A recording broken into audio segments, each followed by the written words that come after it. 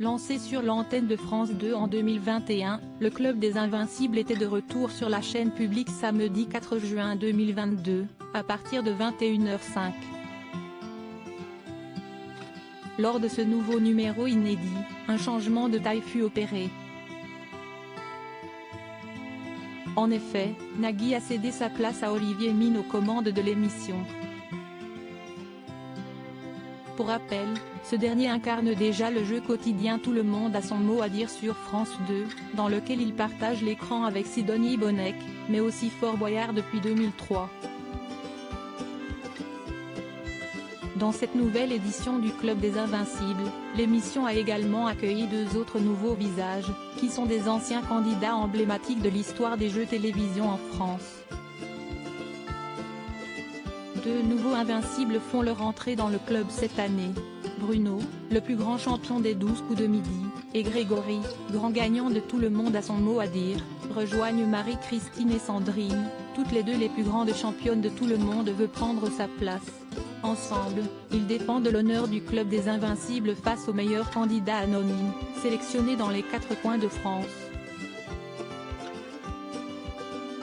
Ils vont tout donner pour tenter de les battre et de remporter les 30 000 € en jeu, a indiqué France 2 dans son communiqué. Le retour du Club des Invincibles à l'antenne s'est par ailleurs accompagné de plusieurs changements en ce qui concerne les règles du jeu. Le Club des Invincibles, une ancienne candidate de Tout le monde a son mot à dire s'est mesurée aux Invincibles. Les 20 prétendants au club vont d'abord s'affronter les uns contre les autres. Seuls les meilleurs, les plus cultivés et les plus rapides pourront affronter le Club des Invincibles. Ils vont d'abord les rencontrer individuellement sur les thèmes de leur choix. Pour chaque thème qu'ils choisissent, le club désigne son représentant. Après 3 duels individuels, le candidat va jouer sa finale face aux membres du Club des Invincibles, a expliqué la chaîne publique. Au cours de ce nouveau numéro inédit, les Invincibles ont d'abord affronté Cyril, un restaurateur originaire de Dieppe. Le match s'est toutefois soldé par un 0 pointé de chaque côté.